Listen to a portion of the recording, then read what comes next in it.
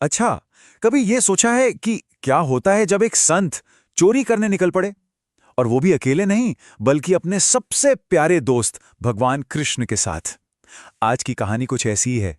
एक बड़ी अनोखी चोरी की, जिसमें कह सकते हैं कि सब कुछ गलत होता है, लेकिन फिर भी अंत में सब कुछ सही हो जाता है। तो इस कहानी की शुरुआत होती है एक बहुत ही, कह सकते हैं, अजीब सी इच्छा से, खुद भगवान कृष्ण की तरफ से। वो कहते हैं बहुत दिन हो गए चोरी नहीं करी। बस यही वो एक बात है जो इस पूरी कहानी को एक ऐसा मोड़ देती है जिसके बारे में कोई सोच भी नहीं सकता। तो चलिए चलते हैं जगन्नाथपुरी के पवित्र शहर। यहाँ रहते थे एक संत, नाम था माधवदास। अब देखिए, उनका और भगवान कृष्ण का रिश्ता ना सिर्फ भक्त और भगवान वाला नहीं था, नहीं, उससे कहीं ज्यादा गहरा, कहीं ज्यादा खास था। उनके बीच का जो रिश्ता था उसे कहते हैं सखा भाव, मतलब गहरी पक्की दोस्ती वाला भाव। जरा सोचिए, हर शाम दोनों समंदर के किनारे बैठते और घंटों बातें करते। एक तरफ एक संत और दूसरी तरफ उनके दिव्य सखा। लेकिन एक दिन कुछ बदला बदला सा लगा। माधवदास ने देखा कि उनके दोस्त, उनके कृष्ण, कुछ उदास से हैं। अब उन्होंने जब वजह पूछी तो जवाब ऐसा मिला जिसकी उन्होंने सपने में भी कल्पना नहीं की होगी। तो हुआ ये कि माधवदास ने जैसे ही पूछा कि प्रभु क्या हुआ, तो कृष्ण ने बड़ी ही मासूमियत से जवाब दिया कि उन्हें चोरी की याद सता रही है। और तर्क क्या दिया कि भाई आदत तो आदत है, इंसान की हो या भगवान की, जाति कहाँ है। अब ये सुनकर माधवदास तो चौंक गए। उन्होंने बहुत मना किया, कहा प्रभु, मैंने तो अपनी पूरी जिंदगी सिर्फ आपकी प्रार्थना की है, ये सब मुझसे कैसे होगा। पर भगवान कृष्ण के आगे किसकी चलती है। उन्होंने तो अपने दोस्त को इस शरारती काम में साथ देने के लिए मना ही लिया।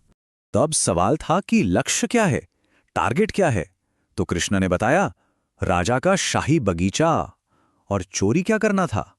राजा का वो खास कटहल जो इतना स्वादिष्ट था कि राजा उसे किसी के साथ नहीं बांटते थे। माधवदास ने एक सीधा साधा रास्ता सुझाया। वो तो राजा के गुरु थे। उन्होंने कहा, मैं जाकर मांग लेता हूं। लेकिन कृष्ण बोले, नहीं, मांगने में वो मजा कहाँ जो चोरी करके पाने में है। मतलब रोमांच तो चाहिए ही था। और बस फिर क्या था, भले ही मन से नहीं, पर संत माधवदास मान गए और दोनों दोस्त निकल पड़े अपने इस अनोखी चोरी की योजना को अंजाम देने, सीधे शाही बगीचे की तरफ। कृष्ण ने पूरा प्लान समझाया। देखिए, प्लान बड़ा सिंपल था। बगीचे में घुसना है, माधवदास पेड़ पर चढ़ेंगे, कटहल गिराएंगे, कृष्ण नीचे पकड़ेंगे और दोनों रफू चक्कर। पर इस पूरे प्लान का एक ही गोल्डन रूल था, खामोशी। बिल्कुल चुप रहना था। और मजे की बात यह है कि यही नियम सबसे पहले टूटने वाला था। अब बेचारे माधवदास, उन्हें चोरी चकारी का कोई तजुर्बा तो था नहीं। वो बगीचे में घुसे और सीधे जोर से चिल्ला पड़े, कन्हैया, इस वाले पेड़ पे चढ़ूं या उस वाले पर।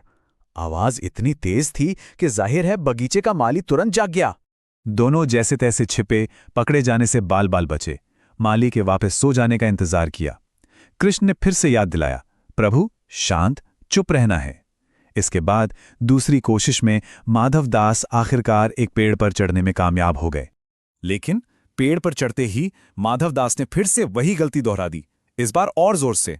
उन्होंने अपनी पूरी ताकत लगाकर चिल्लाया, प्रभु, ये वाला तोड़ूं या वो वाला। अब की बार माली डंडा लेकर दौड़ा और जैसे ही उसने दौड़ लगाई, भगवान कृष्ण, वो तो बस पलक झपकते ही अंतर्ध्यान हो गए, गायब। और बेचारे माधवदास, उन्हें नतीजा भुगतने के लिए पेड़ पर बिल्कुल अकेला छोड़ दिया गया। तो फिर जो होना था वही हुआ। माली ने माधवदास को पकड़ लिया। अंधेरे में उनकी थोड़ी पिटाई भी हुई और फिर उन्हें रात भर के लिए वहीं बांध दिया गया, सुबह राजा के फैसले का इंतजार करने के लिए। सुबह जब राजा आए तो अपनी आंखों पर यकीन नहीं कर पाए। उनके अपने गुरु माधवदास एक चोर की तरह बंधे हुए थे। जब राजा ने पूछा ये सब क्या है, तो माधवदास ने चोरी की बात मान ली।